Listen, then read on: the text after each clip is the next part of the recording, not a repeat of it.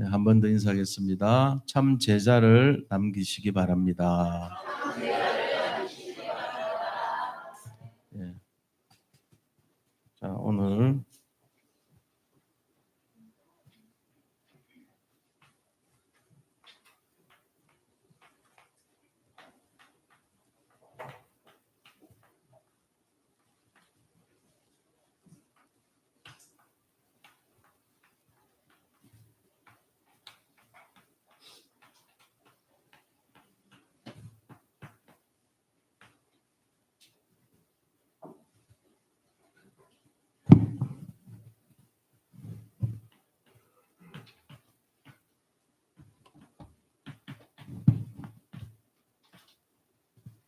예,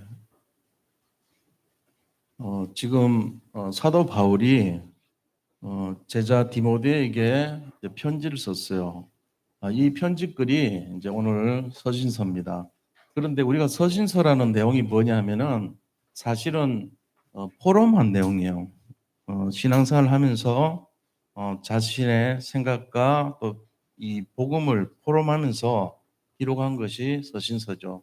근데 이 서신서가 어떤 의미를 갖고 있는가 잘 봐야 돼요. 이 디모데 후서, 이 서신서 의미는요, 사도 바울이 순교할 이제 시간이 오잖아요.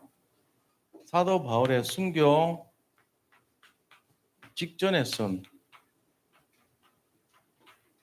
마지막 편지예요. 이게 디모데 후서예요. 그럼 이거는 어떤 성격일까요? 자기가 순교하기 전에 남긴 마지막 편지니까 유언과 같은 편지겠죠. 그죠? 일종의 유언적인 내용이 담겨 있다. 이렇게 볼 수가 있어요. 예수님께서는 유언 남길 일이 없지만 승천하시면서 남긴 마지막 말이 뭡니까? 너희는 가서 모든 민족으로 제자를 삼으라 하는 말씀이었죠.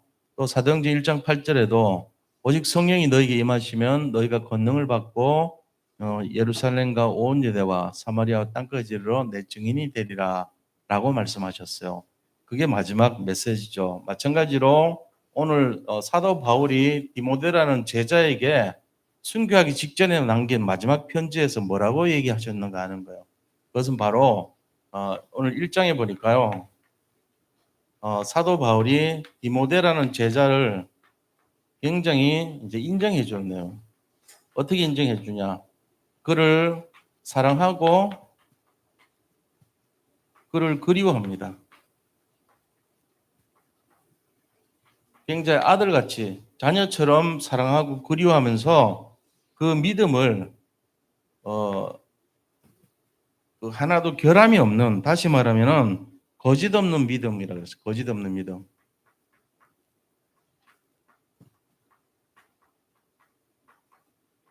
이거를 인정해줘요. 인정해준다는 말은 격려해준다는 얘기죠.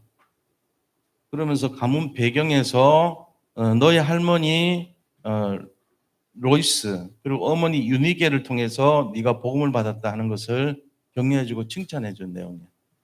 그게 일장의 내용이거든요. 그래서 이 복음을 가지고 세계 복음화의 언약을 갖고 하나님이 기뻐하는 일을 하라고 그렇게 당부하는 내용이 나오죠. 자, 그럼 오늘 2장은 어떤 내용이냐면요. 오늘 본문은 실제적으로 이 제자를 어떻게 하면은 세우느냐. 제자 세우는 내용에 대한 내용이에요. 제자를 세우고 확립하는 그 내용이 나와 있어요. 어떻게 하면 이 제자가 제대로 세계복음화 할 수 있는가에 대한 내용이 들어가 있어요.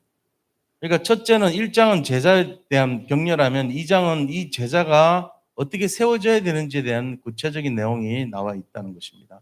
그래서 이 마지막 유언적인 그런 생각과 내용이 여기 담겨 있지만 이거는 굉장히 사도 바울이 진심을 가지고 자기 중심을 전달했던 메시지다 하는 것을 볼 수가 있어요. 자, 그렇다면은 이 내용 속에서 우리가 생각할 것이 뭐냐면은 당부하는 내용 중에 뭐가 있냐면요. 앞으로 너가 큰일을 할 건데 이 핍박이 많을 거다. 그러니까는 핍박 많으니까 너는 어떤 상태를 가져야 되는가를 얘기하고 있어요. 여러 가지 문제가 오고 핍박이 오고 전도자를 굉장히 힘들게 만들 일이 굉장히 많으니까 너는 그리스도 예수 안에서 은혜가 강한 자가 되라 그랬어요. 1장에 나오는 게 1절에 나오는 말씀 한번 보자고요. 내 아들아, 그러므로 너는 그리스도 예수 안에 있는 은혜 가운데서 강한 자가 되라는 거예요. 지금 혹시 어려움 겪는 분들 계세요? 그리스도 예수 안에서 은혜가 강하시기 바랍니다. 그거 하면 끝나요. 예수님의 은혜가 임하면은 세상 어떤 문제, 사건, 염려, 두려움 다 없어져요. 근데 은혜가 약하면 어떻게 되죠? 문제가 커지죠.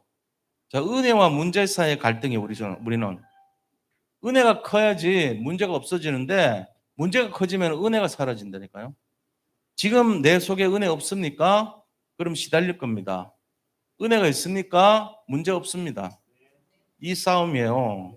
다시 말하면 나의 영적 상태, 내가 복음을 어떤 눈으로 보나 절대 가치와 영적인 우선순위가 바뀌지 않은 한 은혜가 없게 되고 결국은 시달리게 된다는 거죠. 문제 계속 일어납니다. 어제도 있었던 그 문제, 지난주도 있었던 문제, 작년에도 있었던 문제가 지금 늘 주기적 반복적으로 반복되고 배경이 돼요. 행복하겠어요? 행복하지 않아요. 이유는 어디 있어요? 나의 영적 상태와 나의 절대 가치와 나의 우선순위가 안 돼 있는 거예요. 사실은 그 사람 복음 모르는 거예요. 어떻게 보면. 복음을 입에 넣어줬는데도 몰라. 맛을 모르고 생각도 모르고 내용도 모르는 거죠. 영적 유아, 영적 무지, 영적 무능, 영적 타락의 상태로 간 거예요. 근데 자기는 아닌 줄 알아. 그게 문제거든요. 내가 병이 걸렸어요. 근데 내가 병이 걸린 줄 몰라. 병원에 갔더니 우연히 발견이 돼. 그래도 병원 걸린 거예요. 근데 그제서 발견하면 너무 늦어. 그러니까 어떻게 해야 되겠죠? 평상시에 내 몸이 어떤가를 주기적으로 살펴봐야 되겠죠. 근데 그거를 무시하고 살면요. 어느 날 돌이킬 수 없는 상태에 와서 발견돼요. 똑같은 거예요. 영적 상태도. 절대 가치와 우선순위란 것이 나한테 안 돼 있고 내가 주인 돼서 살면 계속 반복적으로 안 되는 상태에 빠져 있어요. 불행한 것이 자기가 만들어낸 불행이에요, 사실은. 그러니까 우리가 이 상태 오늘 메시지가 중요합니다. 뭐가 중요해요? 그리스도 예수 안에 있는 은혜의 강한 자가 되라 그랬어요. 은혜의 강한 자. 이게 하나의 굉장히 중요한 열쇠예요. 아, 내가 승리하려면은 은혜가 강한 자가 돼야 되는구나. 이 말이 뭔 말인지를 묵상해 보세요. 내가 은혜가 약하구나, 지금. 내가 그리스도 안에 있는 은혜가 약한 자구나. 내가 그렇게 살았구나. 깨닫는 순간 바뀌어야 되겠죠. 뭘 바꿔요?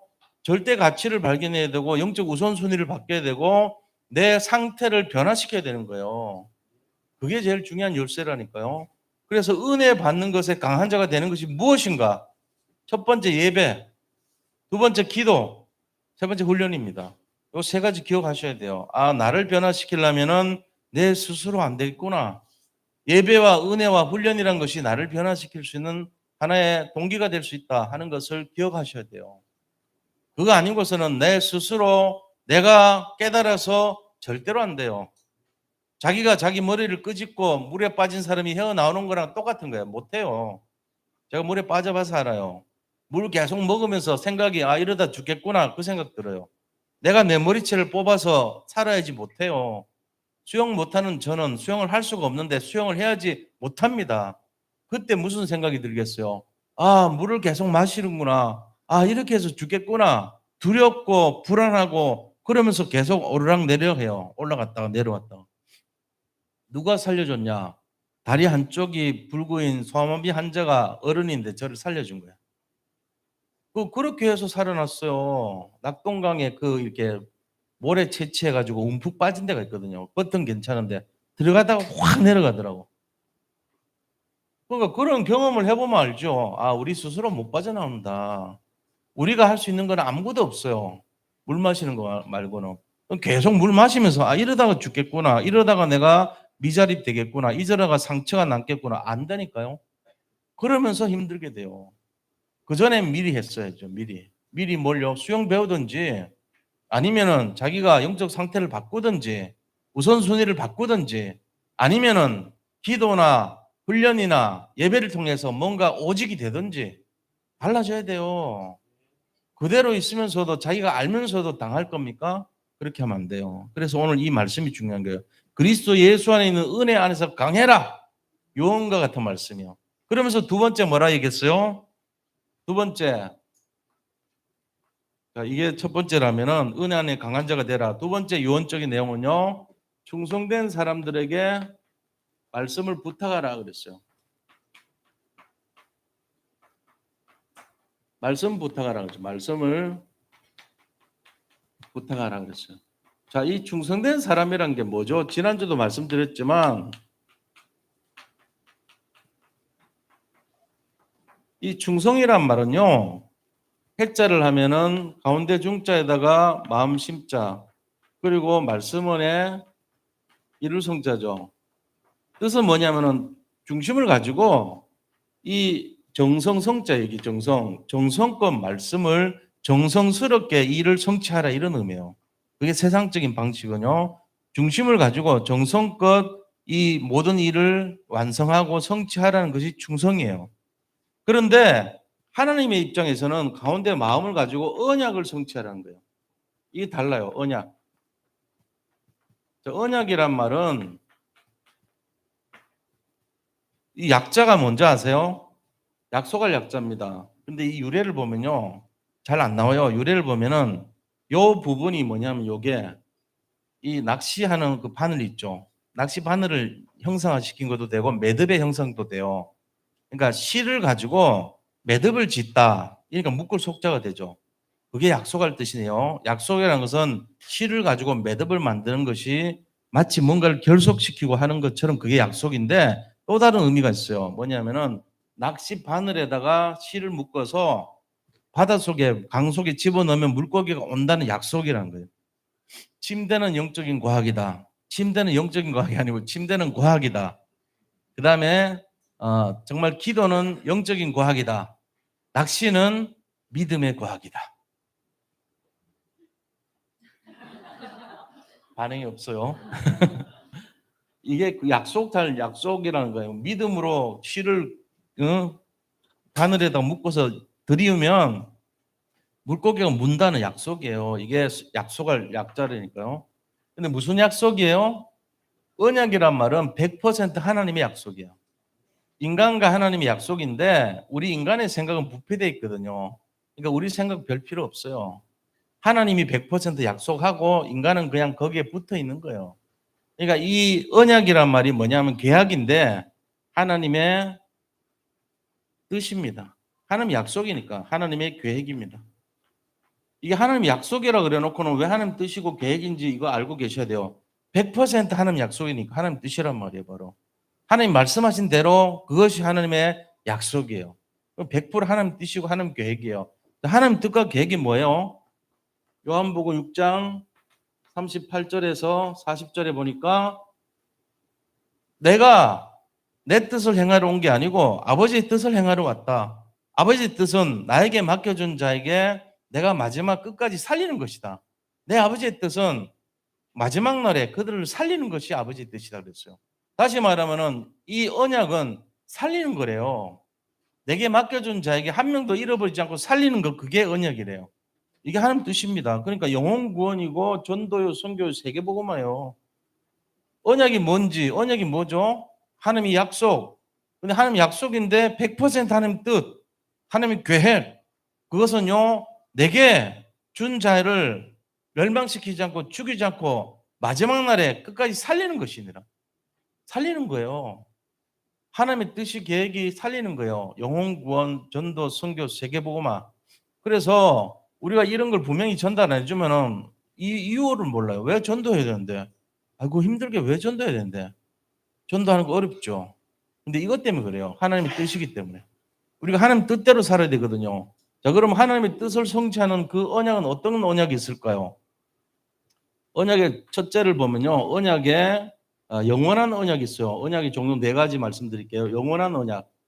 영원한 언약은 뭐죠? 영원한 언약은 그리스도입니다. 우리도 다음 세대도 그리스도 잡을 것이고 약속이에요. 그리스도는 인간을 창세기 3장에서 건지려고 보내신 약속이 그리스도예요. 그러니까 이 그리스도가 영원한 언약이란 말이에요. 이걸 놓치면 불행합니다. 영원한 언약인 그리스도 잡으면 반드시 승리합니다. 이게 우리가 잡아야 될 메시지예요. 아니 그리스도만 다냐? 다른 것도 있지 않냐? 엘리야도 있고 세례요한도 있고 예레미야도 있고 선지자도 있고 선생님도 있고 랍비가 있고 라보니가 있고 다 틀린 거예요. 그게 다양성이에요. 뭐만 못한지 아세요? 흑암만 못 걷고요. 그리스도만 유일성이고 나머지는 다양성입니다. 다양성 가지고 안 되는 게 병을 못 고쳐요. 말하자면은 그거 먹으면은 위약이 위약. 마음만 위로해주는 약이지 진짜 약이 안 된단 말이에요. 가짜 약이라니까요. 유일성 아니면은 이 다양성 가지고는 해결이 안 된다니까요. 내 문제, 내가 진짜 창세기 3장에서 바뀐 그 문제를 정말로 해결하고 싶으면 그리스도를 집중해야 됩니다. 나머지 거는 전부 다양하지만 안 돼요. 흑암 묶었고요. 선교 전도해도 사람 못 살려요. 그러니까는 그리스도 잡아야 되는 거 우리가. 이 분명한 언약을 잡아야 돼요. 영원한 언약이에요. 그래서 자, 시대를 살리는 시대적 언약은 뭘까요? 시대적 언약은 세계복음입니다. 이 시대에 우리가 필요한 언약 약속이에요. 세계복음을 하라는 거죠. 그러면서 현장에 보면은 현장의 언약이 있어요. 현장 언약 마태복음 24장 14절이에요. 이 천국 복음이 온 세상에 증언되기 위하여는 땅까지 전파되어 하리니 그제야 끝이 오리라. 이게 현장의 언약이에요. 그리고 강단의 언약이 있습니다. 네 번째 강단 언약. 강단의 언약은 뭐냐? 데살로니가 전서 2장 13절입니다. 살전 2장 13절. 자, 강단의 언약을 잡는 내용이 어떤 거냐? 한번 나눠드린 유인물 보자고요. 데살로니가 전서 2장 13절. 우리 함께 읽도록 하겠습니다. 자, 이러므로 우리가 하나님께 끊임없이 감사함은 너희가 우리에게 들은 바 하나님의 말씀을 받을 때에 사람의 말로 받지 아니하고 하나님의 말씀으로 믿음이니 받음이니 진실로 그러하도다. 이 말씀이 또한 너희 믿는 자 가운데서 역사하느니라. 우리가 그 말씀을 하나님의 음성으로 들어요. 제가 지금 얘기하는 게 아니에요. 이게 하나님께서 성경에 기록한 것을 제가 전달하고 있거든요. 근데 권영훈 목사님의 생각이나 소견이네 천만의 말씀입니다. 그러면 들을 필요도 없어요. 그거는. 근데 제 말이 아니고 성경에 있는 말씀이에요. 이거를 하나님의 말씀으로 들으시고 그걸 들을 때 하나님이 역사하신다 그랬습니다. 이걸 잡으셔야 돼요. 뭘 때문에요? 영적 가치, 그 다음에 복음의 가치와 영적인 우선순위를 바꾸기 위해서, 내 영적 상태를 변화시키기 위해서, 예배와 기도와 훈련의 이유가 우리가 잡아야 될 이유가 거기 있는 거예요. 내가 안 바뀌니까, 내 스스로 살릴 수 없으니까. 진짜 살릴 수 있는 길이 뭐냐? 말씀인데 그 말씀을 우리가 어떻게 잡아야 되냐? 영원한 말씀, 그리스도, 시대적 말씀, 세계복음화, 그 다음에 현장의 말씀, 땅까지 증인되는 거, 그리고 강단의 말씀, 하나의 음성으로 들어야 된다는 거예요. 이거 잡을 때 역사 일어난다는 것입니다. 어떤 문제든지 그러냐? 맞습니다. 어떤 문제든지 상관없어요. 이 말씀을 가지고 언약을 잡으면 이룬다는 거예요. 누가요? 충성된 사람들이 한다는 거예요. 충성된 사람 뜻이 뭐라고요? 하나님의 말씀을 성취하는 자요. 중심을 가지고. 이 사람이 충성된 자인데 그에게 부탁하라 그랬어요. 자, 이게 오늘 1절과 2절의 내용이죠. 유언적인 내용이에요. 누가요? 바울이 사랑하는 제자 디모데에게 보낸 마지막 편지 것. 순교하기 전에 보낸 그 내용의 첫째고 두 번째 내용이에요. 그렇다면은 나머지 3절부터 7절까지는 어떻게 돼 있을까요? 본론에 들어가서요. 그렇다면은 우리가 정말로 참 제자가 참 제자를 남기기 위해서 뭘 해야 되냐? 제일 중요한 거예요. 내가 제자가 돼야 돼. 내가 참 제자 돼야 됩니다. 지난주도 자기를 전도하자 그랬잖아, 우리가. 전도자의 시작이 뭐냐? 전도 운동을 하기 위한 전도자의 시작은 우리 자신이 전도를 해야 돼요. 내 자신이. 나의 영적 상태가 바뀌고 내가 부족하고 연약하고 안 되는 것을 깨달아야 돼요. 우리가 된 게 아니에요. 진짜 복음 아십니까? 한번 생각해봐요, 진지하게. 나를 살펴봐야 됩니다. 내가 과연 복음에 제대로 알고 있는 사람이냐? 아니면은 흉내만 내고 있고 껍데기 쓰고 살고 있는 사람이냐? 냉정하게 한번 보세요. 그냥 우리를 평가할 때 어떻게 보냐? 아, 나를 통해서 갔는데 현장이 바뀌잖아요. 그러면 내가 안 믿는 거예요. 실제로 그렇게 봐야 되죠. 이번에요, 제가 이 내가 참 제자가 돼야 된다고 이제 이번 주 훈련 받았거든요. 지난주에 훈련 받고 현장에 가야 되겠다는 생각이 들더라고요. 그래가지고 우리 이제 우리 권호경 목사하고 거기 있는 여자 목사님하고 이제 전도사님하고 이게 한 팀이 돼가지고 전도 현장을 가기로 했어요. 갔는데 거기 어디냐면 용인인데 이름이 도깨비 중고 경매 시장 이렇게 됐어. 도깨비 중고 경매 시장 치면 다 나와요. 나왔는데 입구가 어떻게 돼 있냐면요. 전도하러 갔는데 입구가 이런 장승 같은 게 이렇게 있어. 도깨비가 이제 뿔이 있잖아요. 뿔 두 개가 서 있고 한 2m 정도 되는 석상이에요. 이렇게 이제 도깨비가 있잖아요. 하면서 이빨 쭉 나와 있고 그 다음에 이렇게 팔을 이렇게 팔짱을 끼고 있더라고 얘가.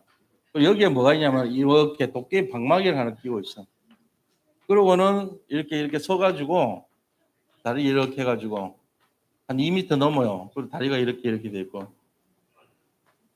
이게 길에 떡 서 있더라고. 이게 뭐냐? 이게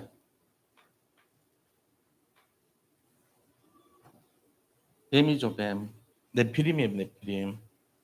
보세요. 그 앞에 입구에 네피림이 딱 두 개 서 있고 그 입구 첫 번째 상가가 우리가 전도 대상자가 거기서 장사해. 그리고 안에 들어가니까 경매하는 데가 나와요. 완전히 중고 도깨비 경매 시장이야. 한 700명 앉아 있더라고. 이분이 이제 눈치채고 전달로 온 줄 알고 자기 안 만나게 하려고 경매 한번 구경해 보세요. 그러고 데려다가 갚버리더라고. 우리가 처음에는 뭔지 모르고 그냥 거기 앉아서 봤다니까요. 그 경매 시장 100만 원짜리 물건인데 중고로 나와가지고 10,000원부터 시작하는 거예요. 딱 올려놓고 10,000원 그러니까 손 들어. 그럼 가면은 사. 그럼 저 옆에서 13,000원 그러면 그 사람은 낙찰 돼서 그럼 가서 바로 돈 받고 거기서 경매 끝나는 거예요. 그래가지고 그거 하려고 아침부터 와가지고 거기 꽉 차 있어 진짜. 그 우리 교회 됐으면 좋겠더라고 내가 앉아서. 그 사람들이 전부 다 눈이 집중해가지고 그 물건 보는 거예요. 100만 원, 200만 원짜리요. 10,000원, 2만 원에 살라고. 그게 뭐예요? 나, 네피림, 도깨비, 그 다음에 성공 아닙니까? 바로 창세기 3장, 6장, 11장이 현장이었어요.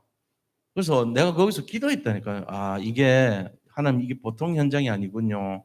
이분들이 진짜 여기에 매여 있단 말이에요. 전부 그 앉아 있는 분들이 눈을 초롱초롱 해가지고 전부 집중하면서 남들보다 빨리 손 들어야 되니까 거기 앞에 있는 그 사회 보는 분이 그러더라고. 아침부터 연습하는 거 봤는데 10,000원 할 때 손 올리고 2만 원 하면 손 내리는 거 그거 연습하더라는 거예요. 성격상 빨리 급한 사람은 2만 원도 올리거든. 그거 안 하려고. 그래 13,000원에 낙찰되는 거 봤어요 우리가. 한번 보고는 내가 정신 차려가지고 여기 있다가는 안 되겠다. 이거 재미 느끼면 동화되겠다 싶어서 나왔죠. 내 본연의 임무가 그게 아니니까. 그래서 복음 전했어요. 거기 주인한테. 이 도깨비 양쪽으로 있는 그 첫 번째 상가에 가가지고 복음 전했는데 그분이요 5분만 시간 내달라니까 그래도 따라오더라고. 따라와가지고 뭐 했냐면요 네피림 얘기했어요. 지금 우리 여기서 장사하고 하시는데 막 굉장히 바빠요. 거기 막 주차 관리도 하고 정신없어. 근데 잠깐 세워놓고는 인간의 어떤 근본적인 힘든 이유 왜 점치고 굿하고 우상숭배한지 아냐? 네피림 때문에 그렇다. 그러면서 그거를 이길 수 있는 유일한 길이 빠져나올 수 있는 길이 그리스도라는 걸 얘기했어요. 이분이 좀 흔들리더라고 사실은. 근데 견고해요 아주. 그래가지고 이제 영접은 안 했지만 복음은 듣고 고맙다 그러더라고요. 그래 뭐 이렇게 잔뜩 뭘 이렇게 막 줘요. 잔뜩 싣고 왔는데 하여튼 제가 그분이 나중에 구원받을 수 있는 첫 번째 타자라고 생각하고 그 현장에 갔다니까요. 기도하고 있어요. 하나님 되고 안 되고는 하나님 손 아닙니까? 그런데 놀라운 거는요. 그때 또 문자가 날라와요. 좀 이렇게 만나자는 거예요. 몇 달 동안 이 다리 수술해가지고 못 걷는 분인데 우리가 전도 현장 보고 나서 내가 영적 우선순위가 진짜 현장에 복음 전해야 되겠다 하니까 좀 만나자는 거예요. 그래서 만났죠. 진짜 한 2달 만에 만난 거예요. 그랬더니 제 입에서 나오는 말이 다르더라고. 제 입에서 뭐가 나오냐면요. 전에는 그냥 복음 얘기했어요. 근데 이번에는 유일성을 얘기한 거 있죠. 다양성 아니고 유일성으로 가져야 된다. 우리가 다양성 가지고 세상 살면 그럴듯해 보이지만 안 된다는 거죠. 흑암만 못 걷고요. 그다음에 재앙만 못 걷고요. 저주만 못 걷고요. 되는 것처럼 하면서 안 돼. 더 나쁜 거예요, 그게. 여기 예배 드리는데 어떤 사람은 유일성을 잡아요, 오늘. 근데 어떤 분들은 다양성을 잡을 수 있어요. 제가 그리스도 얘기했는데 비슷한 거 있잖아요. 예레미야, 그다음에 세례 요한, 엘리야, 선지자 중에 한 명 이거 잡는다니까요, 사람들이. 어떤 분은 또 경제 문제 해결 그런 거 잡아요. 다양성이에요, 그게. 예수 믿으면서 오는 것이 유일성이 돼야 되는데 왜 예수 믿냐? 그리스도 때문에 믿는데 우리는 다양성 때문에 믿어요. 잘못하면은 내 질병 문제 해결하고 내 경제 문제 해결하고 내 어떤 엘리야 박애주의적인 거, 그다음 신비주의적인 거, 그다음에 예레미야 같이 박애 눈물을 막 흘리면서 그것 때문에 감동해가지고 남들 돕고 나쁜 건 아니지만 그게 중요한 게 아니라니까요. 다양성 갖고 안 됩니다. 유일성 아니면 안 되게 돼 있어요. 그래서 내가 진짜 제자가 된다는 것이 가장 중요한 포인트예요. 이거 안 하면은 절대로 현장 못 살립니다. 나부터 못 살려요. 그래서 첫째는 내가 진짜 제자가 되는 거 이거 그때 제자가 된다는 말은 하나님의 자녀, 신분의 문제, 권세 문제가 해결됐다 이 말이에요. 이거 굉장히 놀라운 일입니다. 우리 자신이 무슨 하나님 자녀입니까? 근데 내가 진짜 제자가 되는 순간 하나님 자녀가 되고 신분이 바뀌는 거예요. 이거 가지고 살아야 돼요. 사도행전 11장 26절 한번 보겠습니다. 보시면은 앞에 페이지 있네요. 같이 읽습니다. 만남에 안디옥에 데리고 와서 둘이 교회 1년간 모여 있어 큰 무리를 가르쳤고 제자들이 안디옥에서 비로소 그리스도인이라 일컬음을 받게 되었더라. 제자들이 비로소 안디옥에서 그리스도인이라는 말을 들었다는 거예요. 영적 상태 바뀌었다는 얘기죠. 주변에 있는 사람들이 인정해 준 거예요. 아, 저 사람들은 그리스도를 믿는 사람들이구나. 바뀐 거예요, 제자들이. 자, 이 영적 상태와 우선순위가 바뀐 사람들이 제자가 되는 거거든요. 우리가 그 유일성을 가지지 않으면 자기 문제 생각도 하지 마세요. 안 바뀝니다. 절대로 바뀔 수 없어요. 우리가 살아날 수 있냐? 못 살아납니다. 신분 바뀌고 권세 바뀌어도 될까 말까 하는 게 우리 제자잖아요. 제자 인생이 됐을 때 가장 중요한 것이 뭐냐? 내가 변화되는 거예요. 내가 그리스도인이 되는 거예요. 진짜로. 이 상태가 돼야 된단 말이에요. 그러면은 이게 문제됐던 게 언제냐? 자, 보세요. 우리가 그냥 생각으로 될 것 같은데 안 되는 경우가 언제냐면요. 가장 안 됐을 때가 언제냐.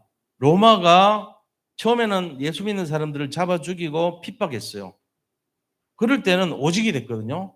근데 로마가 이거를 인정해 줬어요. 예수 믿어도 안 잡아 죽인다. 이렇게 인정해 줬는데 놀랍게도 그때부터 기독교인들은요, 타락했어요. 전도 안 하죠. 율성 없고 다양성으로 빠져버렸어요.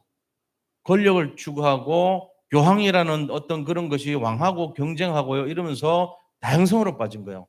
세속화돼 있고요. 전부 물질 중심으로 빠지고 전부 오직이 그리스도 안 됐어요. 오직 그리스도가 아니고 오직 물질, 오직 명예, 오직 성공 여기로 빠진 거예요. 창세기 3장, 6장, 11장.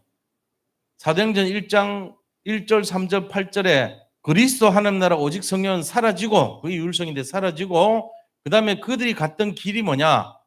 전도할 이유가 없어진 거예요. 다 믿으니까.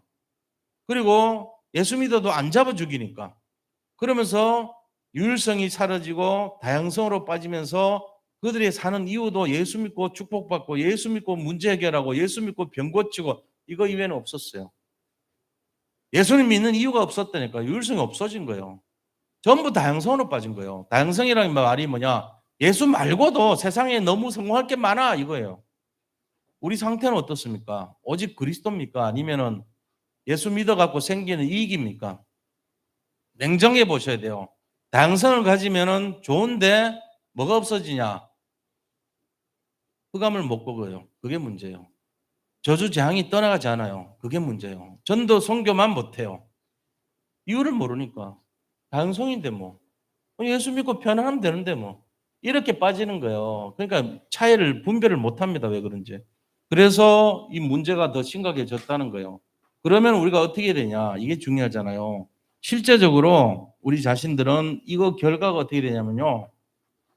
유일성을 안 가지고 다양성 가지면은 잘 들어보세요. 세 가지 문제 와요. 세 가지 문제가 뭔지 모르면은 계속 어려움 당합니다. 첫째는 뭐냐? 영적인 무지가 옵니다. 영적 무지.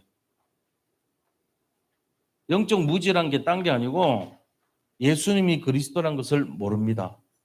그럼 어떻게 되죠? 예수가 그리스도란 걸 모르는 게 뭐 문제 될 거 있어요? 문제돼요. 장애임이에요. 흑암이 안 꺾이니까. 예수님이 그리스도란 거를 모르면 어려움 당하는 거예요. 자, 그럼 두 번째 문제가 뭐냐면은 영적 무능이에요. 영적 무능. 영적으로 무능해져요. 다시 말하면은 예수님을 믿을 때 오는 제사장, 왕, 선지자의 권세가 주어졌는데 이걸 사용하지 못해요. 무능하니까. 그래서 왕의 권세, 뭐죠? 흑암을 끄는 권세가 없어져요. 그리고 선지자의 권세, 선지자는 사람들에게 길을 안내해주고 예수 만나게 해주는 거잖아요. 전도와 선교만 못해요. 힘들어요. 그것만 못해. 그 다음에 제사장의 권세, 사람들 속에 있는 죄의식, 죄사함을 못 없애줘요. 이 세 가지가 약해지는 거예요. 영적 무능이에요, 그게. 그럼 뭐가죠? 영적 타락 상태 돼요. 영적인 타락 상태가 뭡니까? 그게 바로 우리가 사단의 종로로 하고 불신자의 종로로 돼가지고 우리 상태가 영적인 노예, 포로, 속국, 그다음에 완전히 돌아다니는 방랑하는 그런 사람들 상태가 되는 거예요. 유랑민족 같이. 그래서 노예 상태, 속국 상태, 포로 상태, 유랑민 같은 상태로 타락한 상태예요. 영적으로. 이게 우리에게 일어난다니까요. 어떤 상태입니까 지금? 영적 무지입니까? 무능입니까? 영적 타락까지 왔습니까? 잘 보셔야 돼요. 지금 내가 불신자 앞에 무릎 꿇고 세상 것 부러워하고 영적으로 시달리고 어려움 당합니까? 타락한 상태예요. 포로가 돼버린 거예요. 창세기 3장의 포로, 속국, 노예, 유랑민족 돼가지고 어떻게 살아야 될지도 몰라. 이거 원하지 않잖아요. 내가 진짜 해결하는 길은 내가 제자 되면 돼요. 오늘부터 하면 돼요. 늦은 게 아니에요. 오늘부터 얼마든지 죽을 때까지 시간 많아요. 오늘부터 하면 된다니까요. 오늘부터 이거 축복 진짜 누리시길 축복합니다. 자, 그러면은 어떻게 제자를 세울 것인가 이게 나와야 되죠. 두 번째, 어떻게 세울 것인가.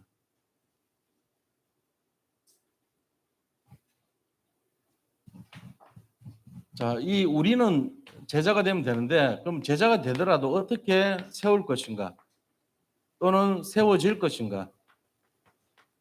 나 자신에 대해서는 세워지는 거고 남들에 대해서는 세울 것이 되겠죠. 그럼 내가 먼저 제자가 되면 제자를 남길 수가 있는데 어떤 방식으로 해야 되냐? 성령이 관여해야 됩니다. 성령. 어떻게는 성령이에요, 성령. 내 힘으로 하는 게 아니고 성령의 역사입니다. 이거를 인도받아야 되는데 뭐라 그랬어요? 기도와 말씀과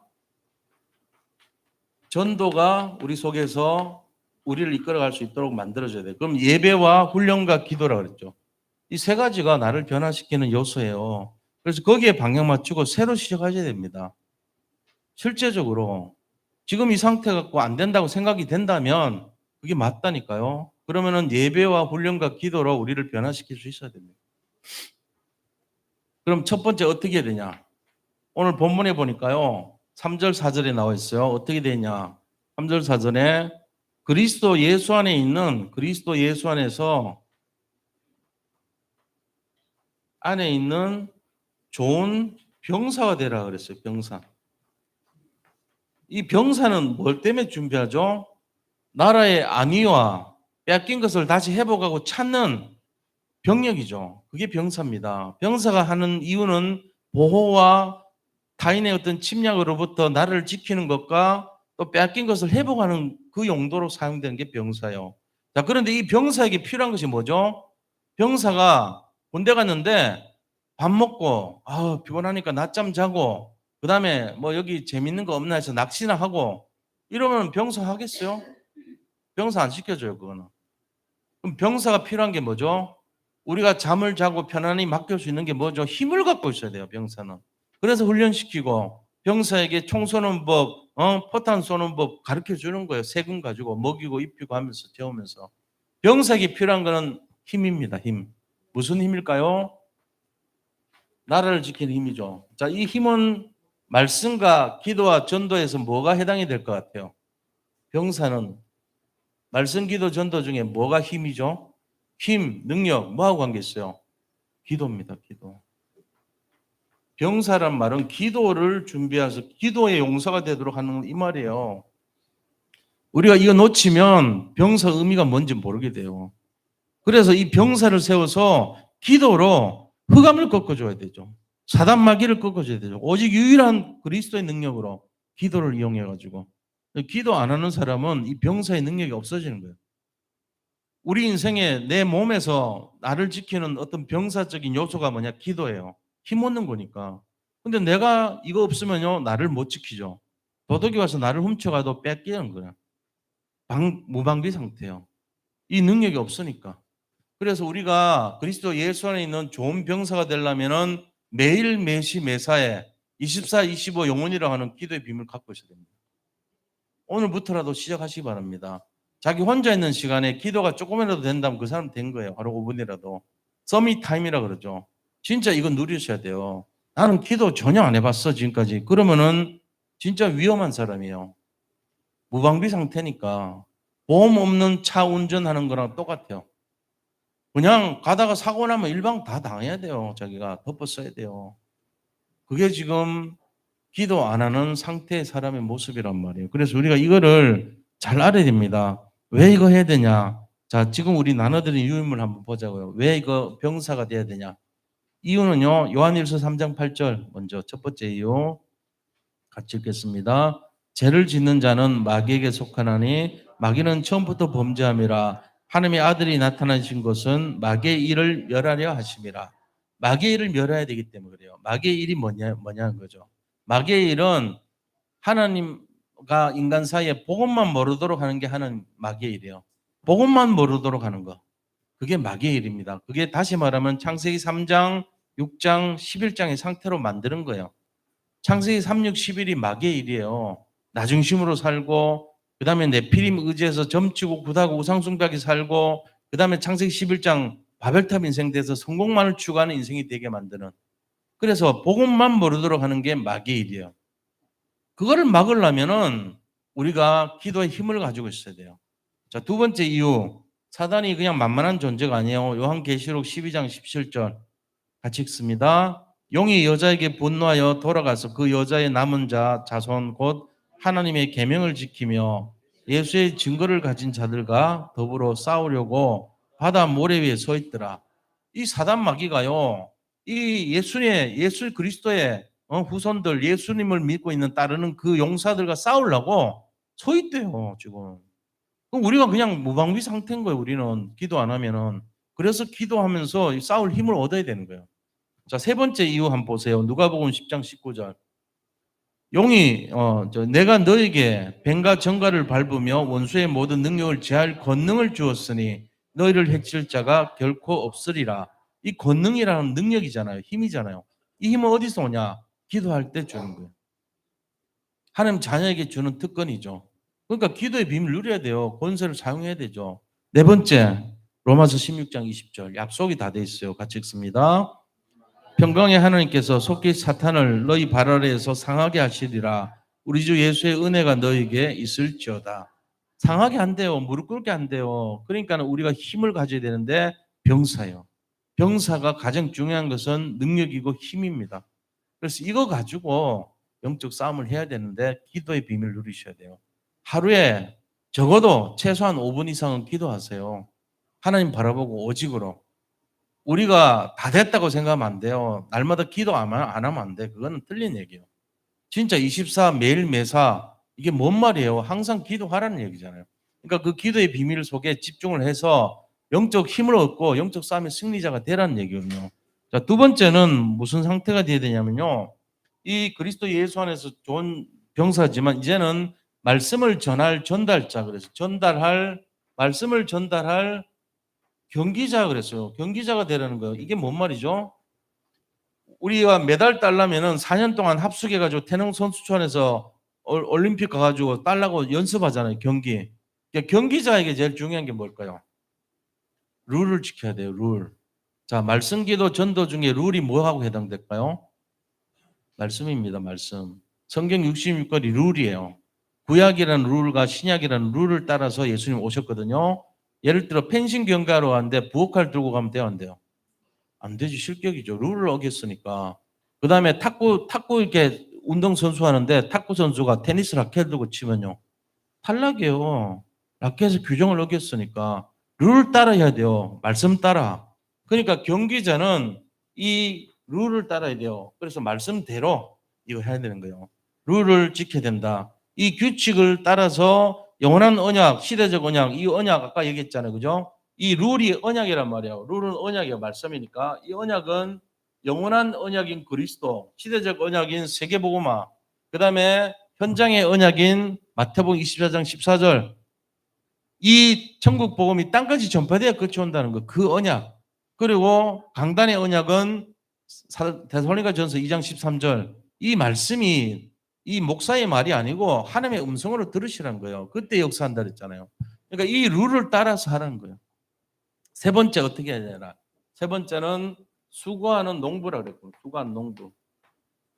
이 농부는 뭐를 위해서 수고하냐면요. 그냥 금년에 하면 심심하니까 사과밭이나 뭐 키워볼까? 심심하니까 논에 뭐 이렇게 뭐나 한번 심어볼까? 이런 사람 하나도 없어요. 심심해서 그런 게 아니고 아주 진지하게 열매를 맺기 위해서 수고하는 거야. 새벽부터 나가가지고 비가 오나 안 오나 고민하고 물이 제대로 됐냐, 농약을 쳐야 되느냐, 바람에 태풍에 과실이 떨어지나 안 떨어지나 굉장히 힘들어합니다. 무슨 열매죠? 전도의 열매죠. 농부는 열매 때문에 1년 동안 수고하는 거예요. 이 열매가 뭐죠?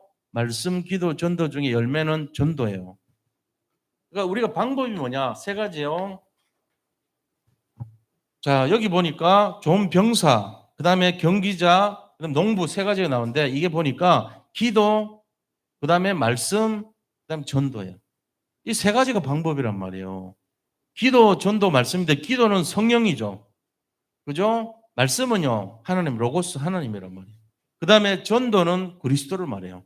이 삼위일체 하나님이 그 방법이에요. 우리가 진짜로 승리하는 방식은 바로 이 병사와 경기자와 농부지만 사실 알고 보면은 성령과 하나님과 성삼위 하나님, 그러니까 그리스도를 말하는 거예요. 이게 우리의 방법이라니까요. 어떻게 세울 것인가? 성령의 역사로서 이 방법을 해야 되는데 말씀 기도 전도로 해야 된다. 이거 가지고 진짜 싸워야 돼요. 그래서 이 농부는요, 어떤 식으로 농부가 말씀을 성취하냐면요, 먼저 그랬죠. 말씀 보세요. 갈라디아 6장 7절에서 9절 보세요. 어떤 식으로 열매를 맺는가 잘 보셔야 돼요. 같이 읽어보겠습니다. 스스로 속이지 말라. 하나님은 업신여김을 받지 아니하시나니 사람이 무엇으로 심든지 그대로 거두리라. 자기 육체를 위하여 심는 자는 육체로부터 썩어질 것을 거두고 성령을 위하여 심는 자는 성령으로부터 영생을 거두리라. 우리가 선을 행하되 낙심하지 말지니 포기하지 아니하면 때가 이름에 거두리라. 심은 대로 거둔다는 거예요. 열매는 심은 대로 거둬요. 내가 전혀 그걸 준비 안 하고 기도도 안 하고 말씀대로 안 가고 그다음에 하나님 앞에서 정말로 전도 열매도 안 거두고 이제 예를 들면 농부인데 그냥 오늘은 귀찮으니까 쉬자 자자. 태풍이 오건 말건 떨어지면 떨어지지 뭐. 이따위로 이제 한 거예요. 1년 뒤에 소출 어떻게 돼요? 밭에 가니까 하나도 없어. 벼가 다 죽어 있어. 말라 있어. 다른 밭은 풍성한데 나는 왜 이러지? 남 탓하지 말고 내가 이유가 있는 거예요. 영적 가치와 우선순위를 어긴 거죠. 내가 주인 돼가지고 내 마음대로 산 거예요, 사실은. 그 결과를 보면은 내가 이렇게 될 수밖에 없었어요. 하지만 사실은 자기 문제거든. 나 중심이란 말이에요. 알고 보면은 그게 문제인 거예요. 그러면 우리가 어떻게 돼요? 점검해야죠. 내가 진짜 그리스도 안에 좋은 병사 맞냐? 기도했냐? 그리고 경기자의 룰대로 내가 정말로 말씀 전달하는 그 경기자의 룰대로 했냐? 아니면 내가 수고하는 농부같이 1년 내내 열매를 위해서 사는 거 맞냐? 점검하셔야 돼요. 제가 그래서 도깨비 그 현장에 갔다니까요. 점검하면서 행사 치레로 간 게 아니고 진짜로 한번 내 마음속에는 우리 권영훈 목사도 그러더라고요. 아빠 전도하고 싶어. 항상 현장 가고 싶어. 늘 그래요. 가라 네가. 하면 되잖냐. 지금 우리 현장 어디냐? 내가 맡은 부서거든요. 내가 맡은 교회고. 근데 실제적인 현장, 이 현장 속에서 복음 전하고 다락방 운동하고 말씀 전달하는 게 제 소원이고 그렇게 전하다가 죽는 게 제 꿈이에요. 우리 고 김영자 권사님께서는 예배 드리다가 돌아가셨잖아요. 그런 경우가 없죠. 근데 정말로 복된 거 아닙니까? 말씀 전하다가 내가 그 현장에서 죽는다면 그보다 가치 있는 게 어디 있겠어요. 제가 일본을 가고 다른 외국을 가서 거기서 복음 전하다가 거기서 순교했다. 얼마나 감사하겠어요. 그런 일이 난리는 없겠지만 만약에 일어난다 해도 제가 늘 꿈꾸는 게 뭐냐. 현장에서 복음 전하다가 죽을 수 있는 거. 그게 제 소원이고 꿈이죠. 그냥 빈말로 하는 게 아니고 실제로. 그러니까 우리가 이런 마음 속에서 나를 점검하셔야 돼요. 내가 진짜 어떻게 살아야 될 것인가? 이 세 가지 아닙니까? 어떻게 세울 것인가? 어떻게 세워질 것인가? 말씀과 기도와 전도라는 이 성삼위 하나님의 능력으로 해야 된다. 내 능력으로 하면 안 돼요. 하나님의 능력으로. 그래서 이거 가지고 진짜로 싸워야 되는데 어느 정도까지냐? 정말 이 열매를 얻기 위해서는요. 온갖 핍박과 어려움을 겪어야 될 정도로 마가복음 16장 10장에 나오죠. 마가복음 10장 29절 30절 뒷페이지입니다. 한번 같이 읽어보겠습니다.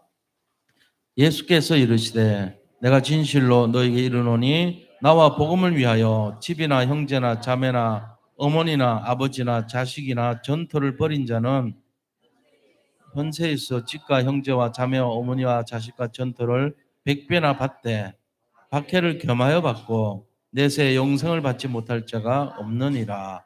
아멘. 그렇습니다. 실제적으로요. 핍박이 반드시 있어요. 그러니까 그리스도 예수 안에 있는 은혜 속에 강한 자가 되라는 거예요. 핍박이 무색할 정도로 어떤 어려움이나 고난이 아무것도 아닌 것처럼 될 정도로 은혜에 강한 자가 되라는 거예요. 근데 지금 내가 눈만 뜨면 힘들어지고 아침이 안 오기를 원하고 자꾸만 전화 오는 것이 밖에가 두려워지고 이런 상태가 될 수 있거든요.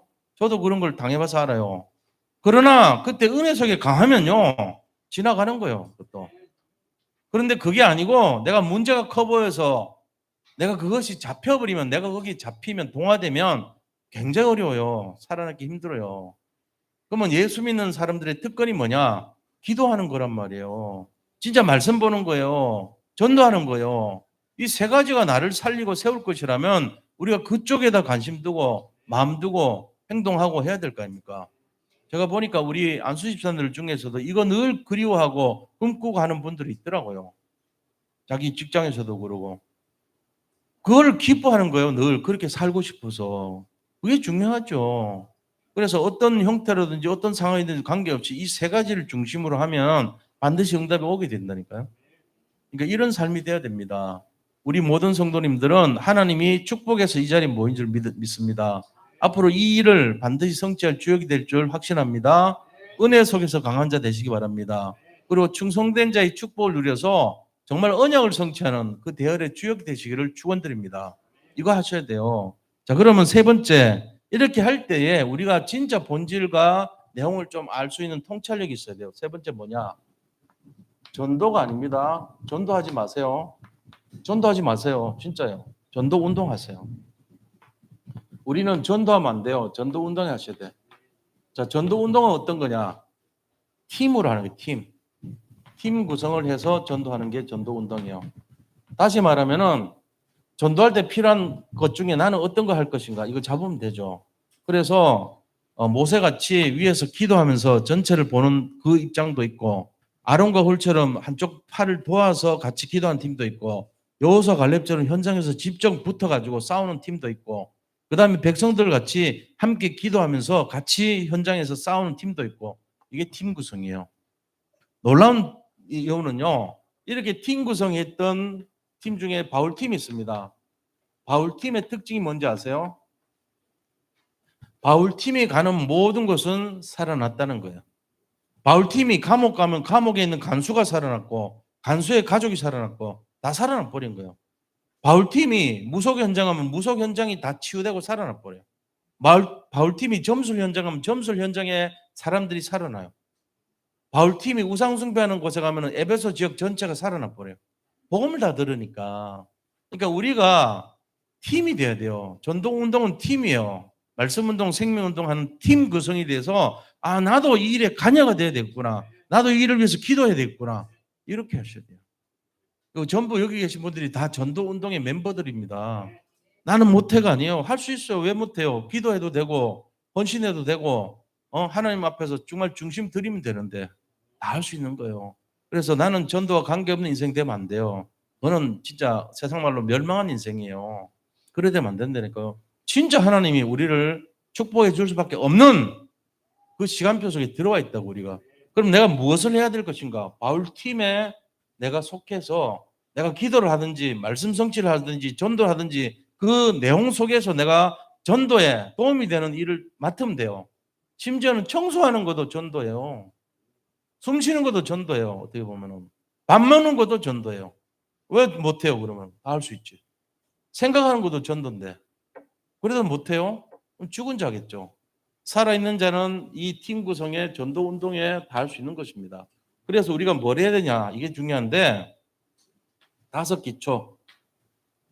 뭐죠? 다락방, 그다음 미션홈, 팀 사역, 전문계, 지교회 여기에 관여하시면 돼요. 전도 운동, 말씀 운동. 그다음에 세 번째는요. 12 전도하는 지교회 그래서 전도 지교회. 여기에 우리가 관여하면 돼요. 내가 지금은 나 스스로는 부족하지만 전도 지교의 마음을 가지고 여기에 같이 함께 해야 되겠구나. 이런 중심을 담으면 된단 말이에요. 그러니까는 우리가 할 수 있는 게 왜 없겠어요? 가장 중요한 것이 여러 가지가 있는데 그중에 내가 하나님 가장 기뻐하는 전도 운동에 내가 관여하면 되죠. 예배가 전도예요. 기도가 전도예요. 말씀이 전도고요. 진짜 사람 살리는 게 전도고 위로해 주는 게 전도라면 왜 못합니까? 다 하지. 할 수 있어요. 그래서 예배와 기도와 훈련 속으로 본부 훈련과 현장 훈련과 우리 교회 훈련에 같이 마음을 두고 생각을 두고 함께 하면 되는 거예요. 그래서 전도 이 모든 거의 원리가 뭐냐? 함께 한다. 나는 이거란 말이에요. 함께라는 것이 비밀입니다. 함께. 그래서 우리가 앞으로 이제 함께하는 이 내용 속으로 다 들어가셔야 돼요. 함께하는 거. 마음만 지금 결단하셔도 돼요. 함께하겠다. 그래, 함께해야지. 이 대열에 우리도 같이 가야지. 함께해서. 이게 예수님의 제자들이 가졌던 마음입니다. 그 12제자가 우리가 변변한 사람이 있나요? 솔직히 없어요. 제일 변변했던 사람이 가룟 유다예요. 대학 나왔어요. 근데 그 가룟 유다가 변변했는데 변절자가 됐어요. 나머지 사람들은 어부 출신이에요. 별로 그렇게 많이 배운 사람은 아니에요. 근데 그들이 오히려 세계복음화 했어요. 사도 바울은 물론 많이 배우고 학식에서 했지만 사도 바울도 냉정하게 들여다보면 나였어, 나.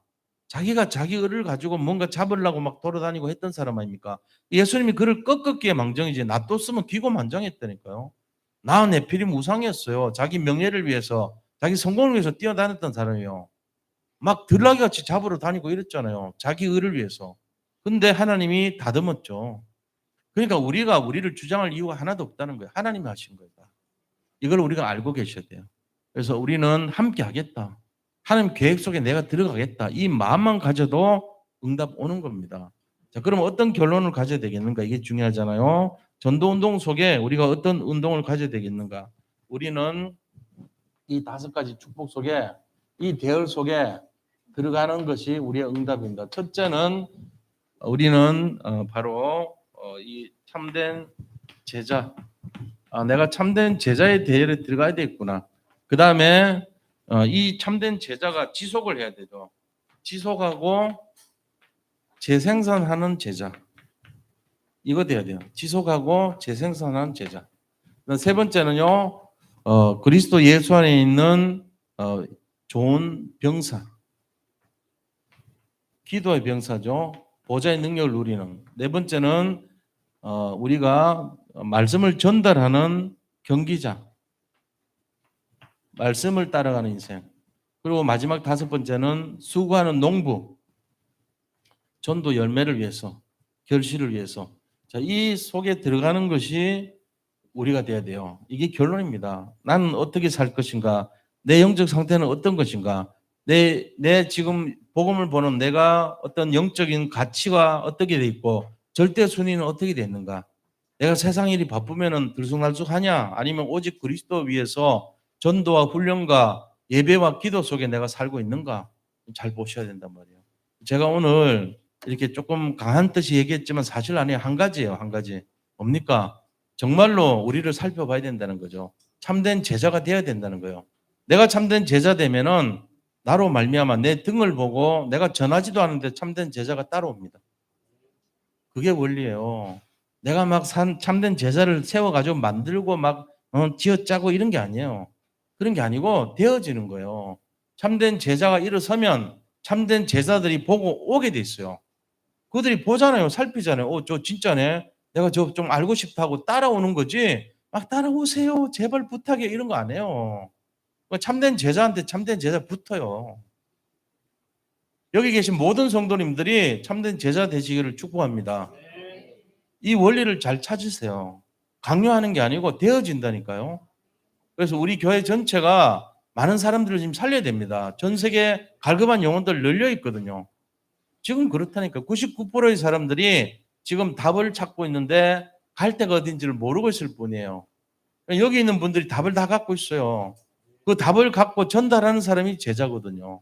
그래서 우리의 상태가 바뀌면 제자는 만나게 돼 있습니다.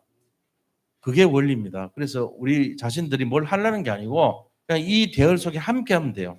이게 축복이고 응답이요. 전도와 성교에 함께 하시고 또 기도와 말씀 성취에 함께 하시고 정말로 이 농부와 경기자와 이 병사같이 말씀과 기도와 전도 속에 누리는 삶을 함께 하시면 됩니다. 승리하시기를 축복합니다. 이게 나의 응답이 되도록 함께 기도하겠습니다. 하나님 감사합니다.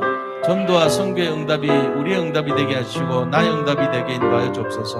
나의 영적 상태가 바뀌게 하시고 정말로 복음의 가치를 보는 영적 눈이 열리게 하시고 정말 절대의 가치와 우선순위가 변화되게 하여 주옵소서. 그래서 말씀과 기도와 전도를 통해서 우리 자신들이 회복되고 치유되고 응답되는 역사를 보게 하여 주시옵소서. 사랑하는 우리 산돌예배 모든 성도님들이 이 응답 속에 주인공이 되게 하시고 정말로 편안한 가운데서도 이 응답이 저절로 되어진 역사를 보게 하여 주시옵소서. 전도하는 것이 아니라 전도 운동 속에 팀을 이뤄서 현장을 살리고 정말로 모든 것을 회복하는 치유의 응답의 증인이 되게 하시고 정말로 아버지 삶 집중과 삶 응답과 세 가지 아버지 정말 응답의 주역이 될 수 있도록 축복하여 주시옵소서. 세 가지 세팅의 응답을 누리는 삶이 되게 하여 주시옵소서. 살아계신 주 예수 그리스도 이름으로 기도드립니다. 아멘.